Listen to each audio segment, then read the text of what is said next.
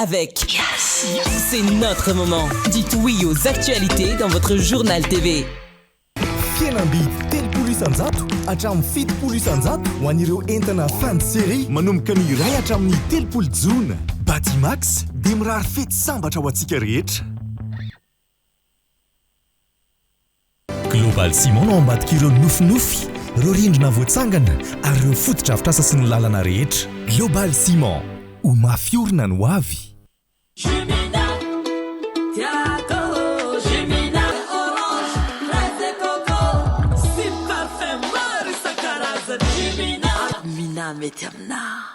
Manolotra ho anao ny vaovao. Partout où vous êtes, étudiez depuis chez vous.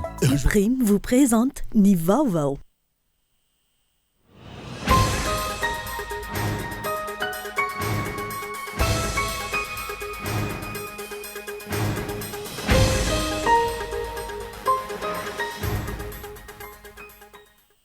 Mily masona ny fanatrarana ny fahaleovan-tena raha toekarena raha tiana ny ampandroso ny firenena ho ny mpamakafaka politika. Isan'ny kihondalana tsara ametrahan'izany izao fahaenina amby enimpolo taona ny fahaleovan-tena miaraka amin'ny fitondrana fanavaozan'izao. Nandeha ny tsena ny arendrina vita gasy tamin'ity fetim-pirenena ity raha ny hita teny an-tsena trano izay maneho ny fijoroana maha-malagasy sady tohana ho an'ny mpanao asa tanana malagasy ihany koa. Miletika ny CAPRI ny longlong raha ny tao anatin'ny 5 amby folo taona farany. Raha izao no mitohy ho tantara sisy ity vokatra ahafantarana ny Ozobe ity ka anairany ireo mpisehatra mpitondra fanjakana. Entana lan-daty milanja 500 kilao no tratran'ny fitaliavan'ny paritra ny varotra sy ny fanjifana tamin'ireo tsena sasany tao vakina karatra. Hetsika manokana izay natao hisorohana ny fampozinana ara-tsakafo indrindra anatin'ny fanamariana ny fetim-pirenena. Mila fahazon-dalana avy amin'ny Iran ny fahafahana mivezivezy eo amin'ny faritra misy ny Detroit d'Ormuz ho ny mpiambina ny revolisiona iraniana androany raha nampitandriny ireo mikasa hivezivezy tsy nahazo alalana avy amin'izy ireo andalo ao amin'ity faritra ity ny antsiprian'ireo.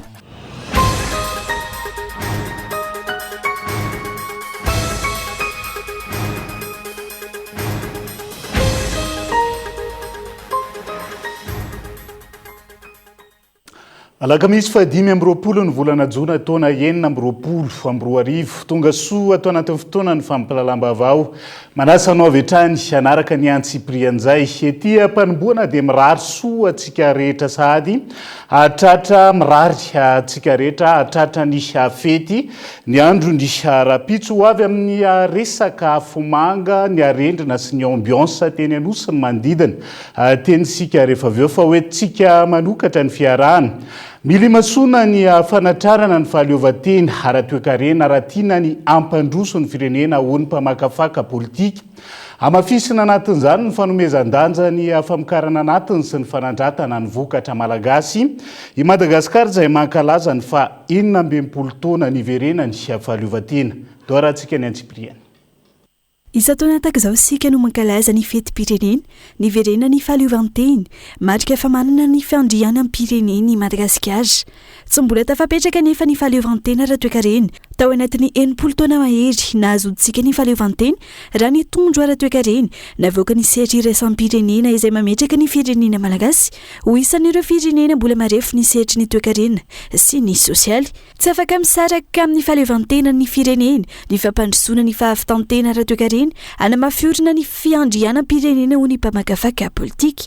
Tokony apetraka ho lara-pahamehana ny fanomezan-danja ny famokarana anatiny, ny fanandratana ny vokatra malagasy raha tiana ny ampatanjaka ny toekarem-pirenena. Mila miezaka tsika manao ezaka lehibe tsika mamokatra izay zavatra ilaitsika ary miezaka tsy manafatra azy ireny mba hampatanjaka ny volantsika. Efa tsara zao ny vinan'ny fitondrana ankehitriny hoe tsy tokony intsony isika manondrana arena brut na hoe matière brute zany fa tokony misy fanodinana eto Madagasikara lisy dia zareo tena hoe rehefa hanodina nefitsika dia tsy maintsy mila angovo, dia tsy maintsy mila teknôlôjia, dia tsy maintsy mila vola, dia mila fehezitsika zany ireo zavatra anankitelo ireo mba hampirindra anazy. Fa ankilany ny politika tsy maintsy fehezina ihany koa satria matetika rehefa tsy mirindra ny politika dia lasa mikorotana ilay resaka ekônômia dia reny zavatra reny zany tsy maintsy fehezina. Manana ny loharanokarena misandrahaka amin'ny setra maro i Madagasikara ka tokony ataony mpitondra lahara-pamehany ny fitrandrana izany ahafahana mampitombo ny fampidiram-bolam-panjakana sy ialana amin'ny fikonan-doha amin'ny any ivelany raha ny fanazavana trany. Teny fotsiny hoe ohatra ny tourisme Madagasikara nge manana atao hoe manana herijika ngeza be amin'ny resaka tourisme raha tsy jery afa-tsy ny zavaboary tsy misy afa-tsy eto Madagasikara tsika ny toerana kanto tsy misy afa-tsy eto Madagasikara tsika dia azontsika trandrahana tsara zany ary azontsika hanomezana hery ny ekônomiatsika zany.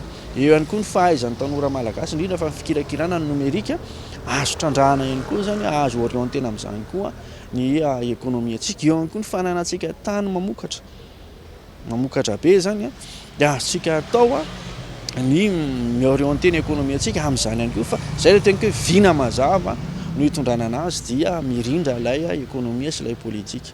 Efa zava-dehibe ny politika ny fanalalahana napetraky ny fitondrana fanavozany amin'ny tontolo ny fandrarana raha toka voagezany olombity zany teo aloha ka tokony hotohizana hatrany fampiroboroboany zany tsy mandeha irery ny fahaleovantena ara-pitantanana ka antony tokony masona ny fahaleovantena ara-toekarena anatsarana ny farim-piainana ny vahoaka malagasy raha ny faneho-kevitra hatrany. Ankilanza efa somebiseby hiatrika fety avokoa ny malagasy iray mantolo ary efa tonga ihany koa ireo vahiny saina anatrika izany fahaenina amby 10 taona ny verena ny fahaleovanteny Madagasikara izany.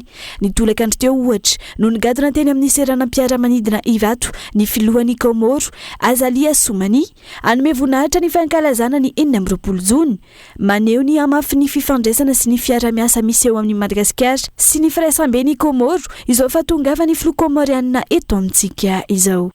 Tokony hijery hatrany ny tombontsom-bahoaka ny solombavambahoaka tsirairay alohan'ny handaniana lalàny ray. Manana didy amin'izany ny solombavambahoaka ary asan'izany mandinika amin'ny antsipirian'ireo volan-dalàna asaina laliny izy ireo tsy hiteraka favoazana ho an'ny vahoaka malagasy. Izany ny fomba fiasa takina amin'ny solombavambahoaka fanavozana indrindra ao anatin'izao fotoana ny fanavozan'izao raha ny faneho-kevitra andao raha antsika ny antsipiriana. Voakihana mafy ny solombavambahoaka noho ny fomba fiasan'izy ireo amin'ny fandaniana lalàna mandritra ny fotoam-pivoriana tahaka izao. Voalaza fa tsy jerena tsara ireo antsipiriany voasoratra ao anatin'ireo andininy ao amin'ny lalàna voatapahana ny fandaniana azy. Rehefa ampiarina amin'ny vahoaka nefa ilay lalàna ka miteraka resabe sy tsy fankatoavan'ny fiarahamonina vao mikoropaka indray ireo tompona andraikitra. Isan'izany ny haba TVM, ny zanabola alaina amin'ny findramam-bola any amin'ny banky. Raha tsy miova ny fomba fiasan'ny solombavambahoaka dia mety animba ny endriky ny fanavozana katsahana eto amin'ny firenena izany. Aza renina tsara io fomba fiasa diso izay lasa fahazaran'io hoy ny fanazavany solombavambahoaka nanaovana fanadihadiana. Eo ny maro anisa dia izay tenen'ny maro anisa eo dia mahazo mibaiko avy any amin'ny patron politika ny maro anisa dia ekena tsisy fanovana tsisy fanitsiana foana ny loi de finance rectificative zay atolotry ny gouvernement fa tamin'ity hitantsika tsara fa zay vao nisan'izany ngamba ny hoe asa mbo mihera isan'andro nandritra ny tapabolana zany na andro lady ary mbola niasa ny vao miheran'ny fitan'ny finance zany ny commission finance satria maro dia maro ny fanitsiana ny teti-bola ary maro dia maro ireo lalàna ireo fandaninana sy mpanitsiana raha tsy lazitsika afa-tsy ny fanafoanana ny TVM zay nampisy resabe teo koa ny fanalana ohatra ny fanalana ny taxe momba ny voiture électrique ny fampiakarana ny teti-bola ho an'ny rano sy ho an'ny fambolena izay nieny izy tao anaty LFR fa niady kosa solombavambahoaka hoe aleo hiakatra izy. Tsy ampy ny 80 andro anana ny solombavambahoaka raha oharina amin'ny isan'ny lalàna mila lanina hoy ny fanazavana nentin'izy ireo. Izany no antony tsy maintsy irosona amin'ny fotoam-pivoriana tsy ara-potoana faharoa andro vitsy aorian'ny fifaranany ny fotoam-pivoriana ara-potoana ny volana Jolay ho avy izao. Ifarana amin'ny 3 Jolay ho avy izao tokoa ny session ordinaire. Raha ny tetiandro mivoaka moa zany dia tena maro dia maro ny mbola miandry any solombavambahoaka hatramin'izay fahatelo ny volana Jolay zay satria mbola maromaro ny proposition de loi sy ny projet de loi hiditra amin'ny anteny miaram-pirenena ary mbola maro be koa nefa nireo tsy tafiditra ka efa zamo dia efa ho avy sady afaka tapabolana zany hoe 10 andro mahery aorianan'io 3 Jolay io dia efa izy sady ny session satria maro be ireo volavolan-dalàna sy tolo-dalàna izay mbola miantonao ka tsy maintsy ao ampidirina ao anatin'io session extraordinaire io. Tokony hanaraka ny lahara-pahamehana ny fandaniana lalàna eo anivon'ny anteny miaram-pirenena ireo lalàna hita fa manandanja sy maika ho an'ny vahoaka no tokony hodiniana sy olaniana mialoha. Anisan'izany ny tetim-polam-panjakana satria mitaky ny fahamalona sy fandiniana lalina amin'ny antsipiriany mba hahasoany vahoaka ny fampiarana azy. Na izany aza, tsy tokony atao mamaika ihany koa ny fandaniana lalàna fa tokony ho lalàna efa nodiniana tsara sy azo antoka tsy hanimba ny vahoaka vahoakena sy olaniana. Ndrona kokoa tamin'ny arendrina vita malagasy ireo mpanjifa tamin'ity fetim-pirenena 2024 ity raha ny hita teny an-tsena androany fijoroana malagasy fa indrindra fanohanana ny asa tanana malagasy ihany koa izay manomboka mihatsara amin'izao fotoana izao raha ny faneho-kevitra nentin'ireo mpanjifa. Ankoatr'izay be mpanjifa ihany koa ny bitro tamin'ity fety oharina amin'ny akoho-amam-borona raha ny fanazavana nentin'ireo mpivarotra ny tsenany Asarama zay androany izay androany 5 Jona vao ny atsara raha ny fanadiadiana natao. Ndao rahantsika ny Antsipriany. Androany 5 Jona vao tome folona teny an-tsena nanjifa izay rehetra entina ankalazaina ny fetiny Asaramanitra. Androany vao maro mpanjifa ny arendrina sy ny karazana kilalao misy jirojiro hoy ireo mpivarotra. Androany izy mba hita hoe zay le olona va tena vonina hividy arendrina ho an'le zanany satria androany 25 betsaka mpanjifa ny arendrina malagasy amin'ny malagasy azy. Betsaka mihitsy ny olona tena tia malagasy fa tsy hoe amelona ny sinoa foana ny gasy. Arivony dia efa mahazo arendrina gasy e. Dimanjato sy arivo, 2 arivo, le ngezangeza ireny 3 arivo sy 4 arivo. Ny arendrina vita malagasy no tena nahaliana bebe kokoa ireo mpanjifa tamin'ity taona ity. Ilaina ny manandratra ny vita malagasy, ampiroborobo ny fandrarana sy ny asa tanana malagasy ho ny mpanjifa. Satria fitsingerenan'ny fahaleovan-tena dia mampiseho ny malagasy. Izay ny antony antsifako ny vita malagasy satria gasy dia mba mamelona ny mpanao asa tanana gasy ohatranako. Efa mivoatra izany ny malagasy amin'ilay asa tanana. Mbola noho ny asa mandrara dia sady mbola mitady vola koa e, dia izao vao mividy. Androany ihany koa vao maro ireo nanjifa akoho-amam-borona raha toka nanginany tsena tamin'ity herinandro akatoko ny fety ity. Na izany, ny rona bebe kokoa tamin'ny bitro ny ankamaroan'ny tokantrano. Mandidina ny 2 alina ariary hatramin'ny 10 alina ariary ny vidiny, tsy misy fahasamihafana be loatra amin'ny vidiny vorona. Safidiana ny bitro fa efa isan-kalahady na ohatr'izany efa akoho-amam-borona foana. Ny vidiny zany mitovy ihany raha ohatra hoe hividy akoho na hividy vorona dia mitovy ihany ny bitro. Fa raha tsiro indray izy mba tsara kokoa ny bitro ho an'ny tia azy sy mipinana azy. Hoe fety dia izay ny safidianana hoe vidy bitro.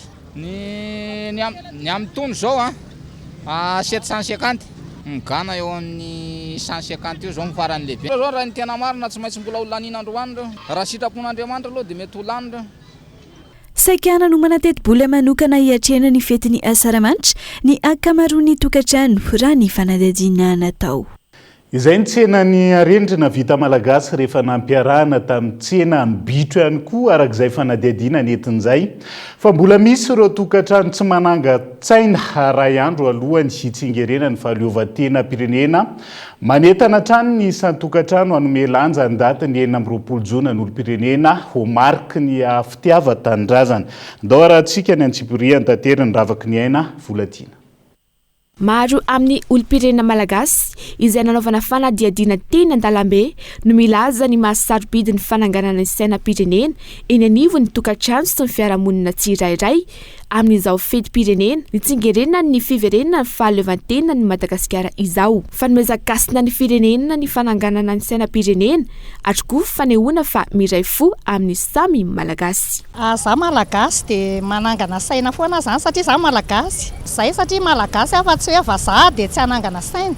Fa dehibe ny fetim-pirenena satria tsika ho malagasy zany dia tsika malagasy zany tokony hiezaka hoe rehefa fetim-pirenentsika dia tokony hiezaka tsika hoe hanaja ny maha-malagasy atsika zany tsika tsy ho vazaha mihitsy Amina fetim-pirenena amin'ny fety moa dia nanangan-tsaina moa tena koa malagasy raha teo dia tsy maintsy nanaraka an'izay olo-tsaina malagasy zay. Tena mba natsapa tena mihitsy satria efa fanao isa-taona le izy.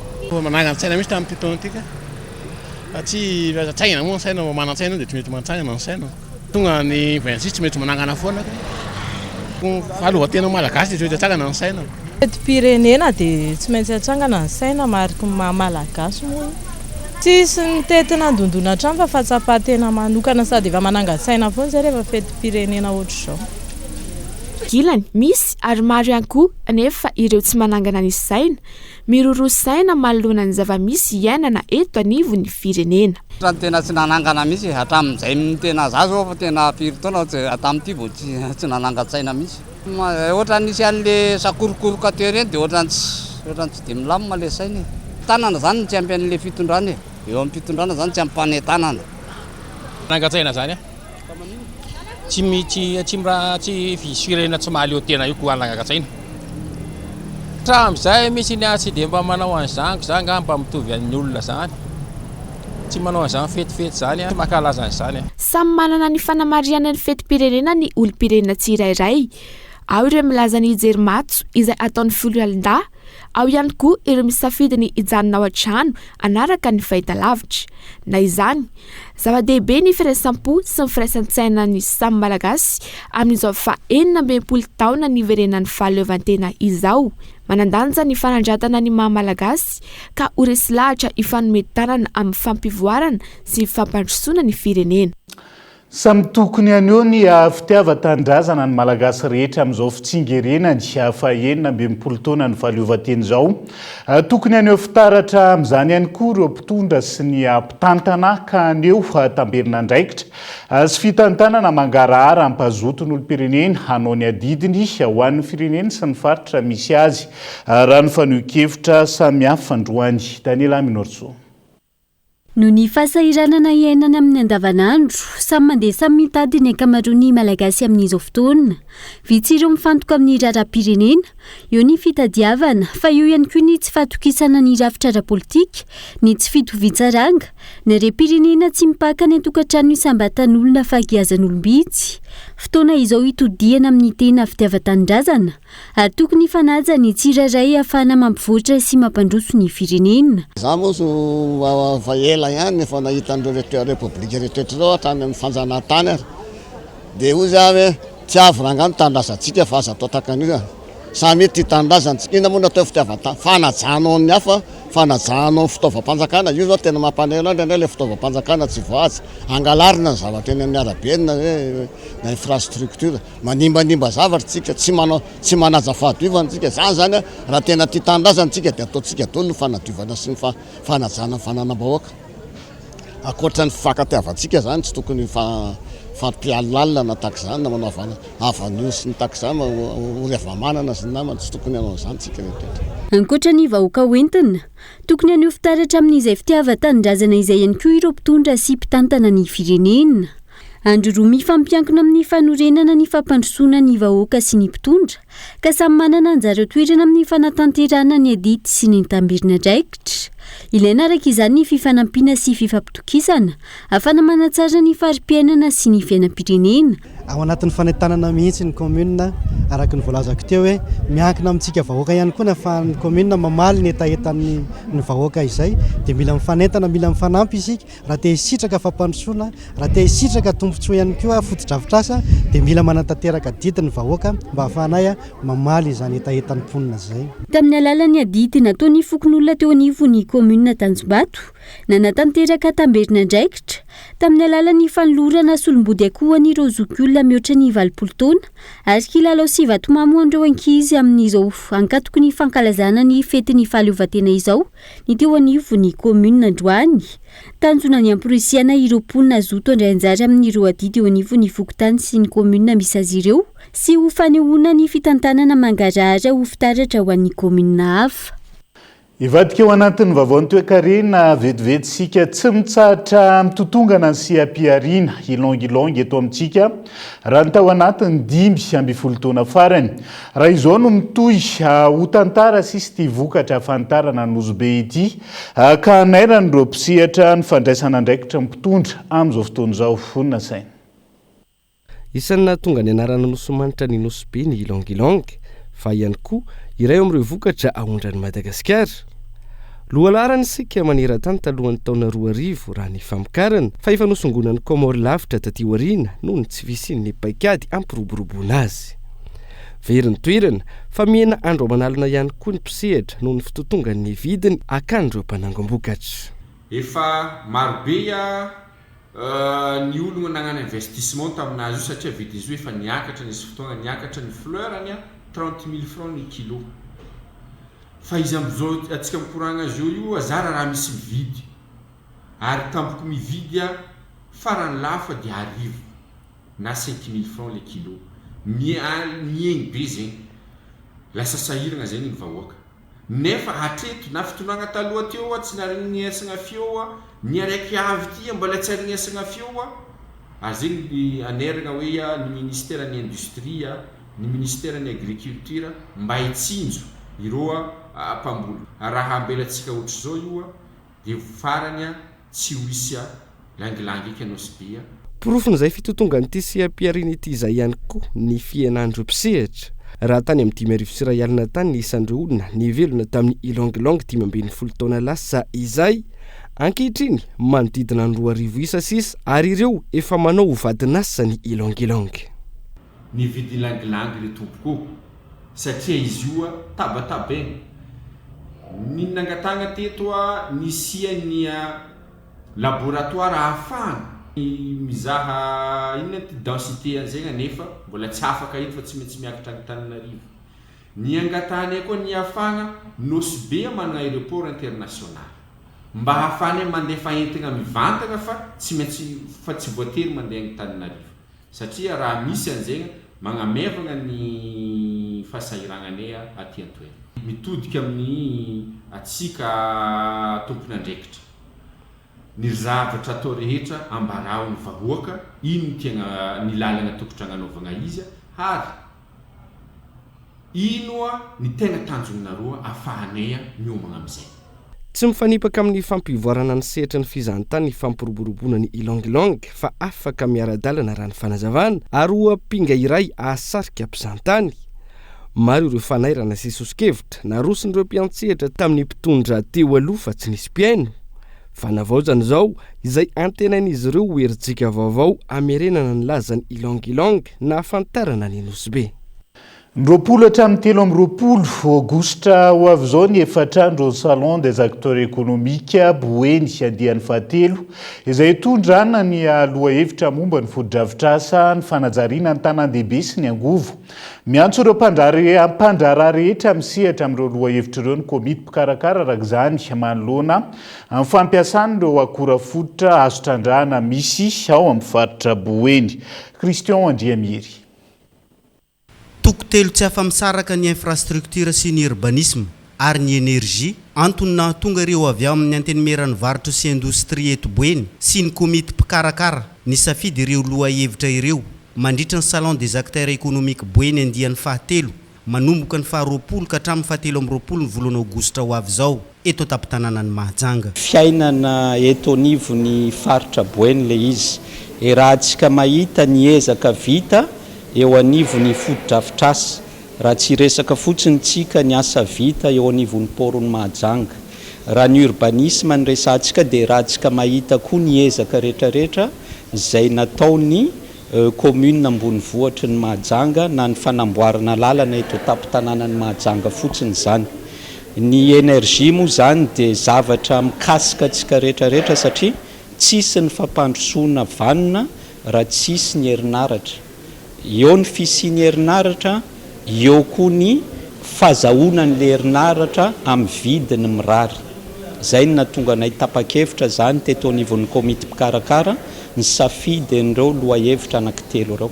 Ankoatra ireo fampiratiana ireo vokatra avy amin'ny lafy valon'ny Nosy asehon'ireo mpandray anjara miavaka tamin'ny andian'ny roa teo aloha ny andian'ny fahatelo ity noho ny ady hevitra misokatra ndraisan'ireo matianina anjara hitondrana vahaolana sy ny hevi-baovao hiatrehina ny fivoaran'ny fampiasana ireo akora ilaina amin'ny seha-piariana tao.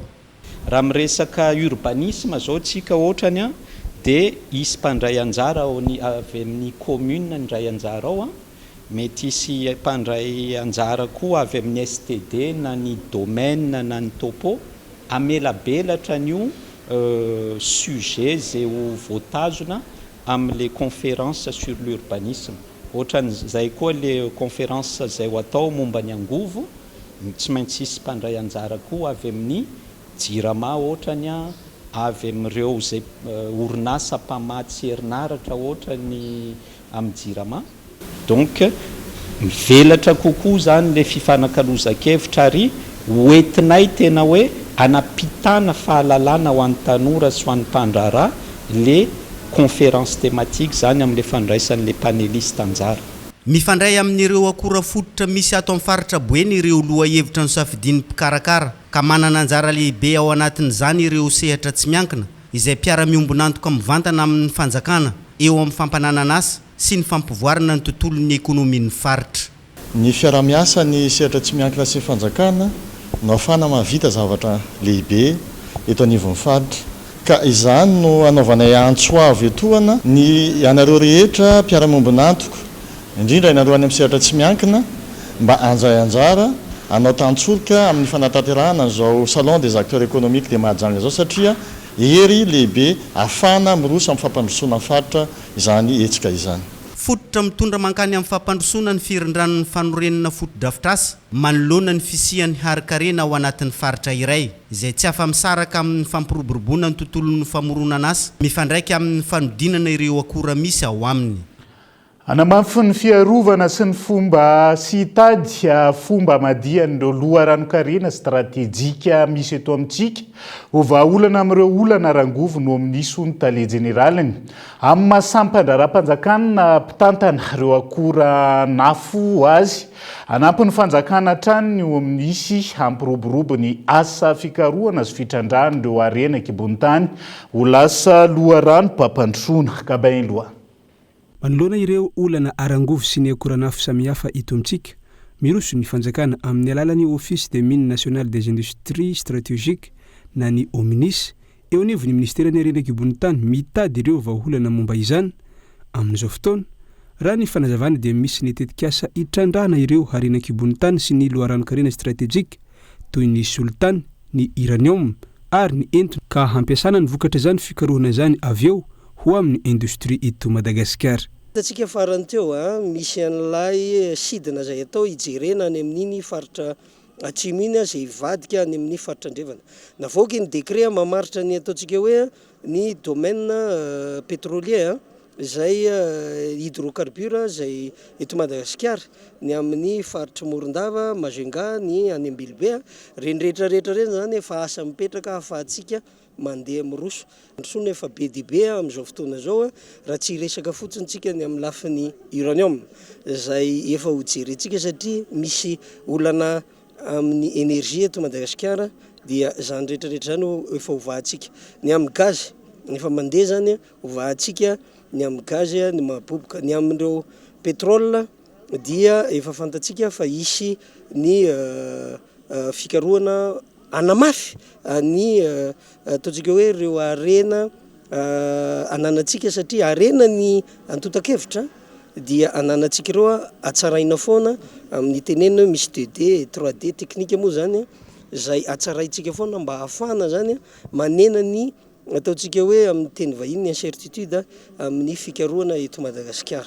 Ny OMINIS amin'ny maha ofisy pirenena napetraky ny fanjakana ho tompona andraikitra voalohany amin'ny fitantanana sy ny fikarohana ireo harem pirenena stratégique dia efa vonona hatrany ny hamadika an'ireo harena sy ny akoranafo eto amintsika ho tombontsoa ny firenena sy ny vahoaka malagasy amin'izao fa 15 taonan'izao raha ny fanazavana hatrany dia manomana ny drafitra stratégique ho amin'ny fanavaozana ny fitantanana ireo harena sahaniny izay hamaritana indray ny 15 taona manaraka ny OMINIS.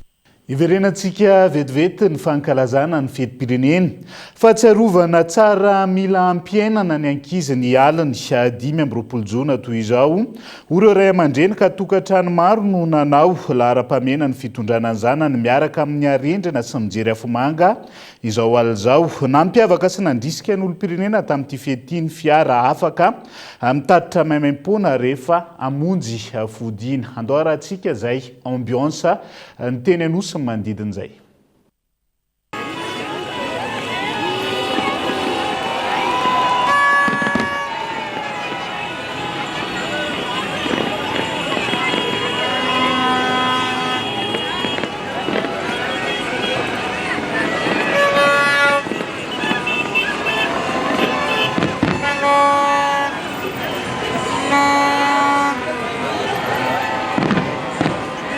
rehefa saramanitra izay dia maka fotoana mihitsy izy rehefa nany afomanga dia mampifalifaly ny ankizy rehetrarehetra zany oentina tia ijery afomanga manao izay tena mahafinaritra moa zany io zany tena hoe mba tiana ho fahatsiarovana ho tadidiny zareo foana hoe rehefa 25 juin dia anajana fety pirenena sy anajana firenena sy ho fahatsiarovana ny asin'ny firenena dia ankalazaina mihitsy l izy atao tsapa mihitsy n'ilay izy dia izao fanaovana rendrina sy fijerena afomanga izao nenay no imarkenay anazy. Ie, tena mahafinaritra be mihitsy no mijery an'ilay afomanga ohatr'izao. Dia zao mampijery ankizy mijery afomanga dia mba entin'ny mitondra ankizy mandehandeha. Nao zao aloha mahafinaritra analay mitondra ankizy mandehandeha tena mahafinaritra anao dia mijery afomanga. Tena mahafinaritra aloha zany le fahazahoantsika an'ilay fahaleovan-tena e.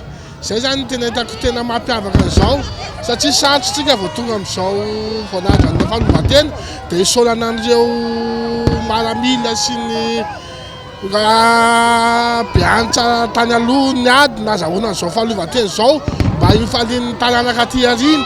Zay zany tena zavatra mahafinaritra anahy amin'izao fahaleovan-tena antsika izao. Eo amin'ny lafiny afomanga zany aloha dia faly aloha vahoaka malagasy mahita an'ilay izy satria raha antsika mahita ohatr'izao zany fa be dia be ny olona raha antsika mahita voaka daholo hita hoe mahafaly amin'ny malagasy mihitsy ilay izy.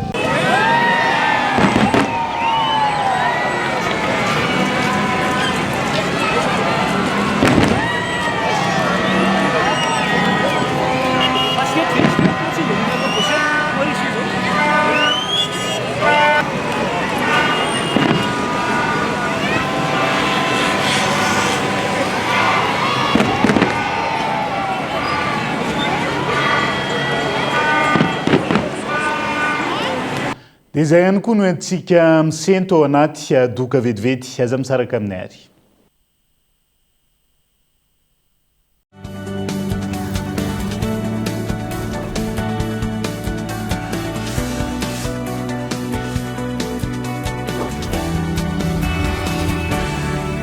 Vibrez au cœur de la Coupe du Monde avec les télés iSense, sponsor officiel de la Coupe du Monde 2026. Du 11 juin au 19 juillet, prix spécial Coupe du Monde, uniquement dans tous les magasins Cosmos, sur une gamme de modèles avec des remises allant jusqu'à 17%. iSense, innover pour une vie meilleure. Cosmos, votre partenaire de confiance. Téléphone na inona no afaka mamianao. Écran HD 6,7 pouces, caméra 50 mégapixels, batterie manana tanjaka 5000 milliampères amin'ny vidiny tena mirary 499 000 ariary fotsiny. Ny Samsung Galaxy A07 fihenam-bidy hatramin'ny 10 ariary. Tolotra manan-kery hatramin'ny 10 jolay any amin'ireo magazay Cosmos rehetra. Fanganary fa voafetra ny entana. Cosmos, votre partenaire de confiance.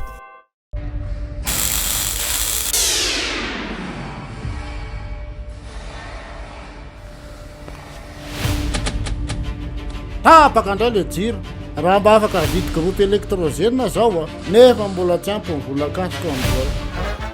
Tsy olana izany, pas de cash, pas de souci. Nividiana entana an'io aloha tsikelikely hatramin'ny 3 volana miaraka amin'ny facilité de paiement mirindra ao amin'ny Cosmos irery ihany. Nivahany olany Ramose miaraka amin'ny facilité de paiement mirindra ary ianao ihany koa pas de cash, pas de souci miaraka amin'ny facilité de paiement mirindra eny amin'ny magasin Cosmos manerany Madagascar. Azadino miaraka amin'ny facilité de paiement mirindra tsy olana nitsy fananam-bola eno eo mividiana entana an'io ary aloha tsikelikely mandritra ny 3 volana. Miaraka amin'ny mirindra tanteraka ny fikasanao.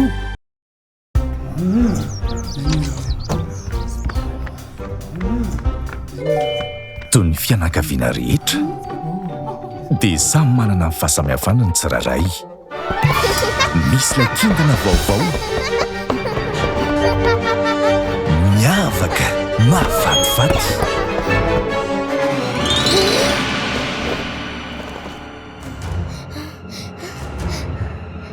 Fa ny iraisan'izy ireo kosa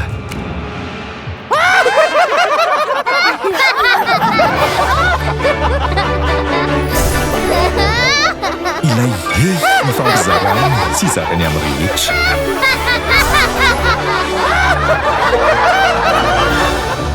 La vache qui rit, Parce que c'est bon de rire. La vache qui rit au cheddar, au goût irrésistible, maintenant disponible dans vos points de vente habituels.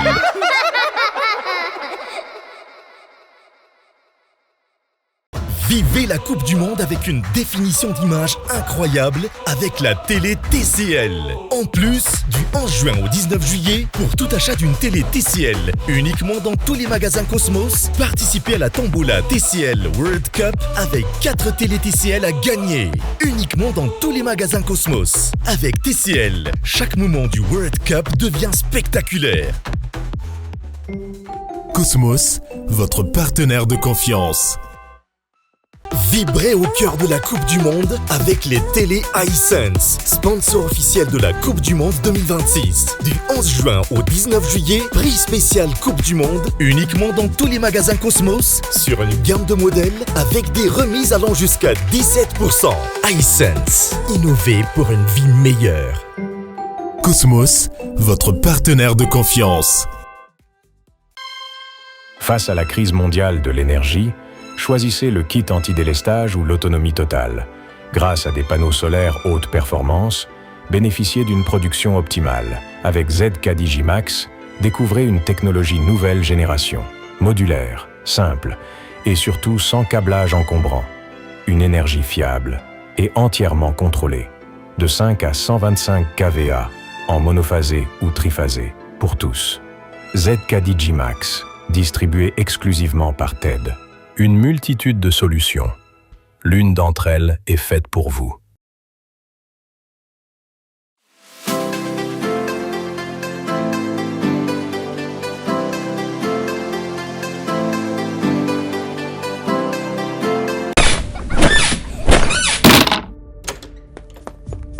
Madame Fandrina, mila fandrina vaovao tsika. Ahoana ny atao fa mbola tsy ampy ny vola-kasitsika amin'izao? Tsy olana izany, pas de cash, pas de souci. Nividiana entana an'io aloha tsikelikely hatramin'ny 3 volana miaraka amin'ny facilité de paiement mirindra ao amin'ny Cosmos irery ihany. Nivahany olana izy mianakavy miaraka amin'ny facilité de paiement mirindra ary ianao ihany koa pas de cash, pas de souci. Miaraka amin'ny facilité de paiement mirindra eny amin'ny magasin Cosmos manerany Madagascar. Azadino miaraka amin'ny facilité de paiement mirindra tsy olana nisy fananam-bola eny eo mividiana entanan'io ary aloha tsikelikely mandritra ny 3 volana. Miaraka amin'ny mirindra tanteraka ny fikasanao.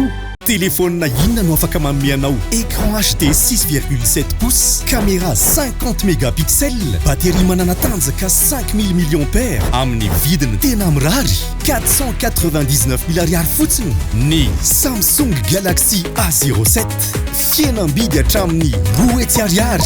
Tolotra manan-kery hatramin'ny 10 jolay any amin'ireo magazay Cosmos rehetra. Fainganary fa voafetra ny entana. Cosmos, votre partenaire de confiance. Yes! 25 millions ariary. 25 millions ariary. Wow! 25 millions ariary. 66 ans, 66 gagnants, 66 millions d'ariary à gagner. Célébrez les 66 ans d'indépendance avec Cosmos. Du 8 juin au 19 juillet, pour tout achat chez Cosmos, participez au Tombola spécial indépendance. Premier lot, un chèque de 25 millions d'ariary et 65 autres lots en bons d'achat d'une valeur totale de plus de 41 millions d'ariary. En plus, profitez des remises sur certains produits et c'est uniquement chez Cosmos. Et si cette fois-ci, c'est vous le gagnant? Attention, stock limité. Cosmos, votre partenaire de confiance.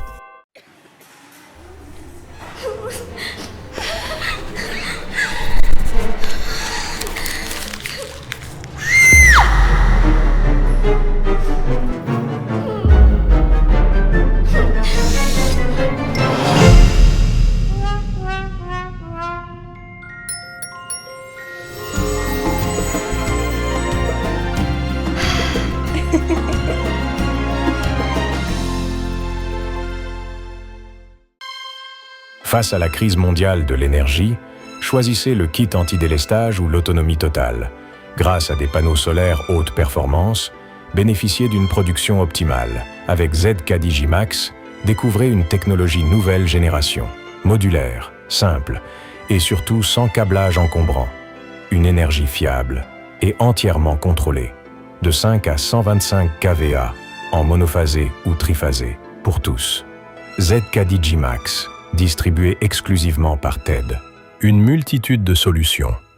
L'une d'entre elles est faite pour vous. Coucou Angie. Coucou. L'historien leggianareko saky tena jay.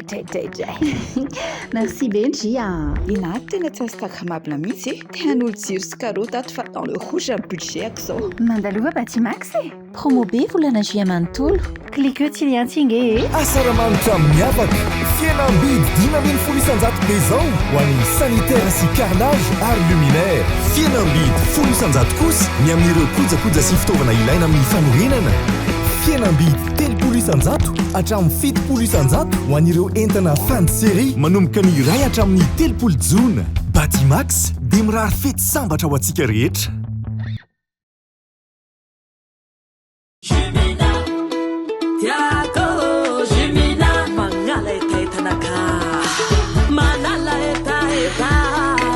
Itanao mpivatrarehetra meilleure qualité mitondra vitamine C.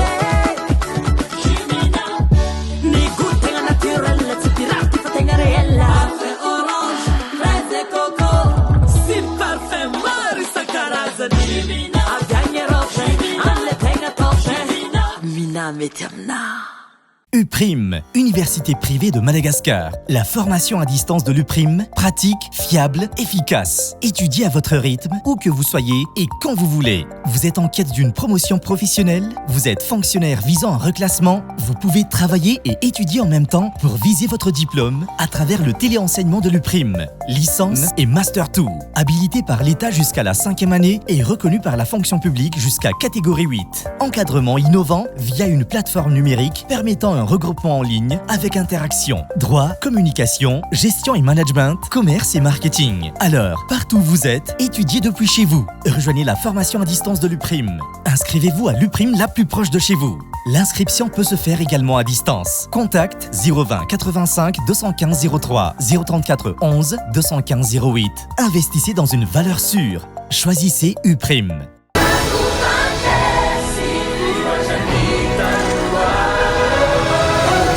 Dao ifandray ampifaliana amin'ny asaramanitra tolotra miavaka morantsika iresahana ela be miaraka amin'ny tapaka namanao vidiana morantsika misy antso 80 minitra sy SMS 80 20 am'zato kosa raha tia meo ato amin'ny vidiny 390 fotsiny araroto fa manan-kery amin'ny 30 jona sao ihany tsindriony dièse 322 étoile 26 dièse.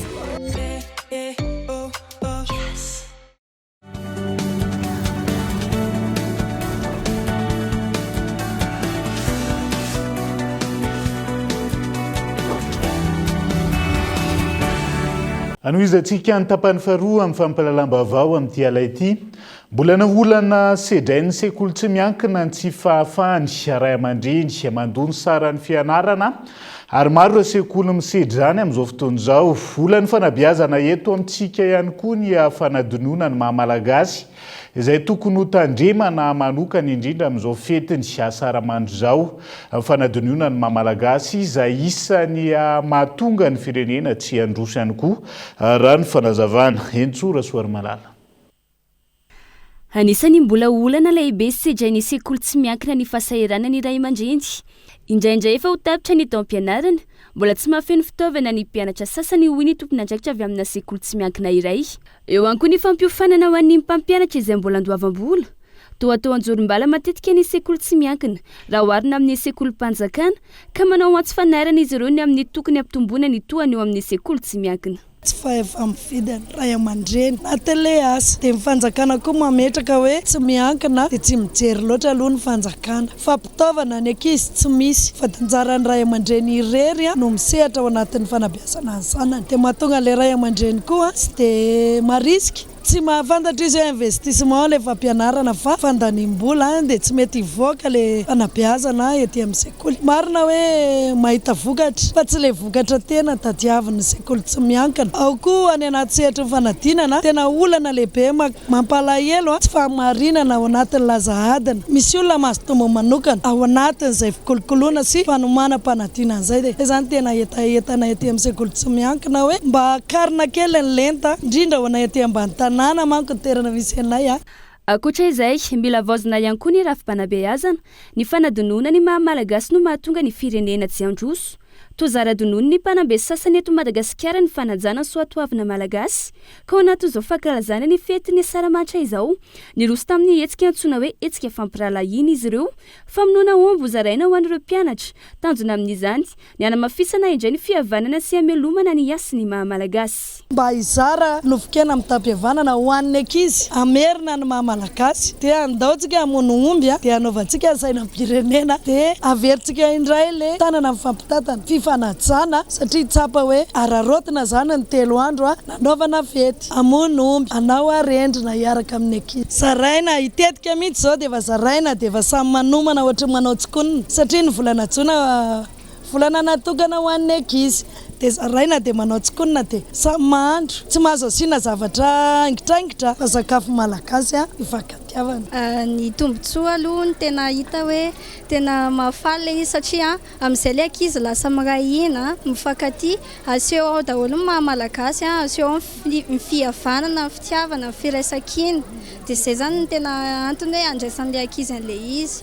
Anisan'ny antony omeny mpanambe lanja trany ny fety ny Saramanitra ahafahan'ny ankizy tsirairay mahafantatra ny mahazava-dehibe ny antro tahaka izao sy ny maha-malagasy. Izy ireo izay mankalaza ny 20 taona ny sekoly ka vohitra tanteraka ny maha-malagasy mandritra ny fankalazana izay nitanteraina ao anatin'ny 3 andro. Entana landaty milanja 500 kilao no tratran'ireo mpanaramaso eo anivo ny fitaliava amparitra ny varotra sy ny fanjifana tamin'ireo tsena sasany atao vakina karatra nodorana avy hatrany ireo entan'ireo izay nahitana menaka ny ronono ny dibera sy ny sakafo maro izay fampiasa amin'ny fiainana andavanandro ihany koa ny hetsika izay natao hisoroana ny mety isinitrangana fahapozinana ara-tsakafo indrindra amin'izao Asaramanitra izao raha ny fanazavana.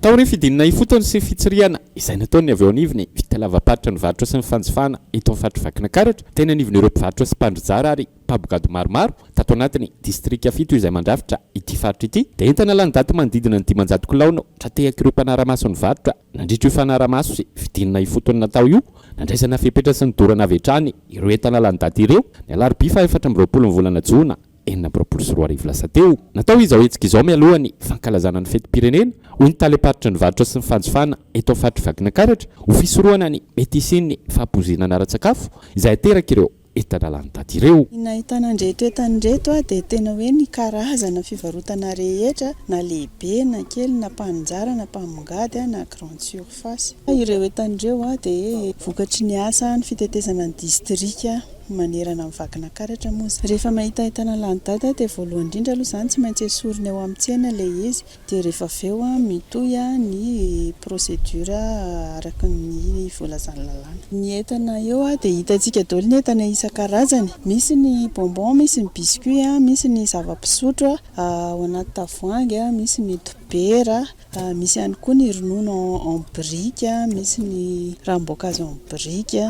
Toy ny fanao isan-taona moa izany rehefa akatoko ny fety ohatr'izao dia hamafisina ny fanaraha-maso sy ny fanentanana an'ireo mpanjifa mba hisoroana ny hoe fanampizinana ara-sakafo moa izany indrindrandrindra. Amin'izao akatoko ny fety-pirenena izao dia tondra fanentanana ho an'ireo mpanjifa sy ho an'ireo mpandrizara ary mpabogady eto toerana ny taleparitra ny varotra sy ny fanjifana eto vakina karatra makasika ny kalitaon'ireo entana varotana eny an-tsena mba hisoroana ny mety isin'ny fahapozinana ara-tsakafo. Ny tokony atao amin'ny mpivarotra izany dia tsy voalohany indrindra aloha izany tsy tokony mivarotra entana izay tsy amin'ny kalitao ara-pahasalamana izany hoe na landaty na simba dia efa tsy azo amidy avokoa.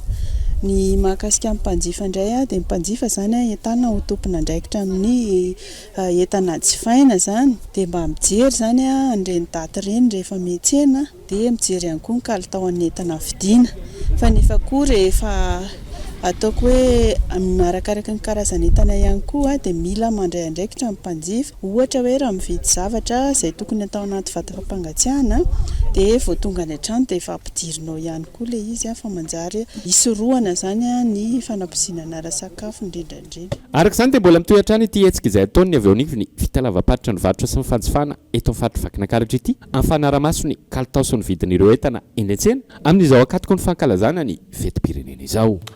iazo anytoliara vetivety sika ao anatin'ity vavao hafa manokana ity naneo ny aiainy sy ny alahelony manoloana ny tranga everin'izy ireo fanavakavahana sy tsindry mahazo ireo mpivarotra Betsileo sasany ao Toliara ny fikambanana Betsileo monina sy mitady ravinahitra ny antoerana.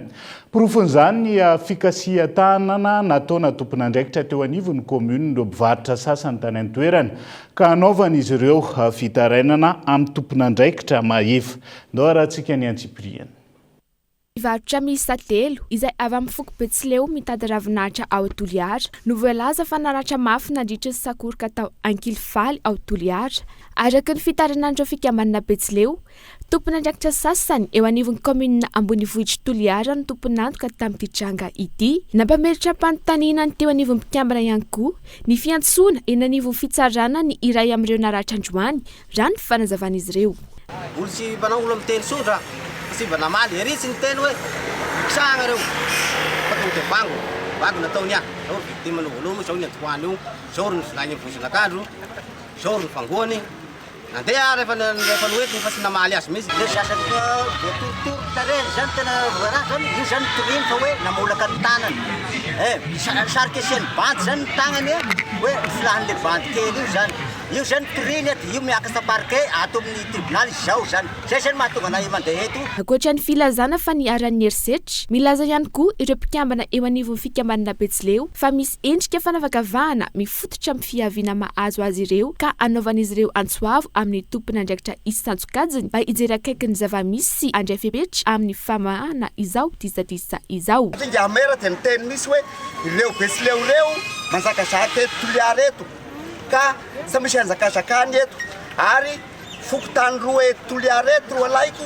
dia mangigny ireo Betsileo reo ka ny anay zany ny mera izay manavakavaka arapoko ohatran'izany dia sy ekenay zany ary ny vango dia raha ny lalàna zay atao hoe coup e blessure volontaire agny sary omena ainareo fa ny vody daholo ny vavan'ireo sazanay ireo ka zahay to sy makasitraka zany azay tsy afaka vahana eto satria eto dia tanindrazaka iombonany Madagasikara. Entsekilany nanamafy ny ben'ny tanàna lefitra fa ny fandaminana ny toerana fivarotana lalana ao Ankilifaly no antony nahatonga ny fifanolalana teo amin'ireo mpivarotra sy ny tompon'andraikitra misahana ny fandaminana. Misy olona anankiray tena mpamerimberina fahadisoana fandikan-dalàna mbola tsatsaky teo ny sasany nety nandeha nikisaky raiky toy zany noho nyle fanomanana fa matipaika dia namaly dia nandesinay zany hoe halefa any amin'ny manam-pahefana hampiharana lesaziny tanatin'izay anefa miala avy any ny andian'olona tokony enimpolo eo miaraka misy tanora maromaro izay efa mitondra hazo manjaka betany manantona anay dia zahay moa tsy afaky niala fa dia fa hoe mijanona hoe quelque soit ino ny raha misy ndao andinisatsika fa tsy hiambohatsika. Zahay milaza mahitsy hoe notafihana izahay nefa kosa zahay efa niomana ny fiarovan-tena anay. Androany niakatra teo anivon'ny fampanoavana ao Toliara ity raha ity taoriana fitorenana petraky ny be-tanàna lefitra miandry ny tohiny sy ny valy fanadihadiana ataon'ny fitsarana ny andany sy ankilany amin'izao fotoana izao mba hamarina ny tena zavamisy sy ny andraikitry ny tsiraray amin'ny ity raha ity. Ny 7 ny volana Aogositra 2020 avy zao no ivoaka ilay jeu vidéo malagasy mitondra ny lohateny hoe Kalanoro novokarin'ny Red Raketa Studio. Ankoatra amin'ny maha jeu vidéo azy miezaka mampisongadina amin'ny maha malagasy Kalanoro izay efa fantatry ny be sy ny maro ny tantarany eto amintsika. Isan'ny lalao mahaleo tena misitina ny tanora amin'izao fotoana ity Kalanoro ity. Andao arahantsika ny fanampanazavana. Misy zany efa tena hoe zatra be an'le triple A zay moa zany tsy anisany fa zay tafiditra anatin'ny atao hoe jeu indépendant fa ankehitriny kosa nefa efa maro ny tanora zay manoko hoe mirona kokoa mijery ny jeu indépendant satria samy hafa kely ny tantara mora kokoa ny vidiny dia azo lazaina hoe ny tanora amin'izao zany efa mahafantatra. Misy kosa nefa ilay mbola hoe jeu vidéo zany dia jeu adiady na jeu baolina fa tia zany ho anay hoe fotoana anankiray zany mba hifampizarana hoe ok nandro jeu zay fa tsy sarotra be aminay aloha le andro triple A fa tena hoe mindao aloha andro jeu indépendant dia miezaka mampahafantatra ny tanora sy ny ankizy satria ny ankizy kely amin'izao koa betsaka no rehefa mampilalao an'le kalanora zay dia betsaka manontany anay nga tsisy basy dia eo zay mila manazava hoe non ny jeu vidéo misy isan-karazany dia miresaka an'izay tanora zay anao dia tsara mari anao hoe natetika teo alohany jeu vidéo everiny olona foana hoe ça rend violent, ça rend stupide nefa misy karazany ny jeu vidéo dia misy koa ny atao hoe pegi amin'ny jeu vidéo zany hoe tsaratsara foana zany hoe misy ray aman-dreny mijery hoe mety amin'ilay zanany ve le jeu vidéo laloviny amin'ny alana an'ilay pegi fa tsy ny jeu vidéo tena misy isan-karazany misy tena manampy be amin'ny resaka fampianarana. Dia izay ihany koa no entsika miampita ao anatin'ny maresaka iraisam-pirenena vetivety mila fahazon-dalana avy amin'ny Iran ny fahafahana mivezivezy ao amin'ny faritra misy ny Détroit d'Ormuz ho ny mpiambina ny révolution iraniana androany raha nampitandriny ireo mikasa hivezivezy tsy nahazo alalana avy amin'izy ireo andalo ao amin'ity faritra ity hiara-ny fepetra enjana avy hatrany izay tsy manaraka izay raha ny fanazavana ankilany herinandro tao aorian'ny fifanaovan-tsony fifanarahana teo amin'ny Washington sy Téhéran mbola maro amin'izao ireo teboka tsy mampifanaraka ny rotonta ankoatra ny fitantanana ny Détroit d'Ormuz isan'izany ny programma nokleary iraniana sy ireo vondrona amin'ny tapiadina izay tohanany Iran i Washington izay nandahy anaiky fandoavam-bola amin'ny fahafahana mivezivezy ao amin'ny Détroit d'Ormuz. Dia izay ihany koa no entsika manakatondray ny fiarahana amin'ity alina ity ankasitrahany ianao nanaraka ny fampalalam-baovao hatramin'ny farany mandrapitafa samy tratry ny asaramanitra ny fahenina amby 20 taona ny verena ny fahaleovantena rapitso avokoa. Veloma tompoko.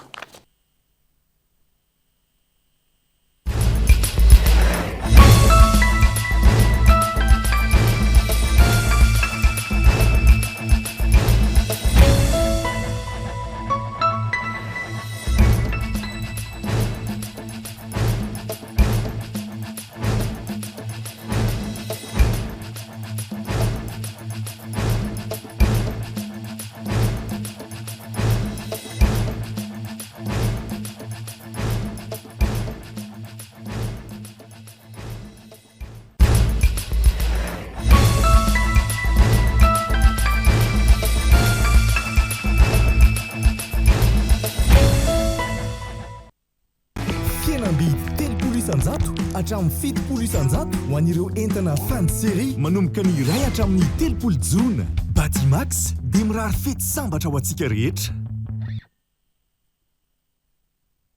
Global Ciment no ambadika ireo nofinofy, ireo rindrina voatsangana ary ireo fotodrafitrasa sy ny lalana rehetra. Global Ciment, ho mafiorina no avy.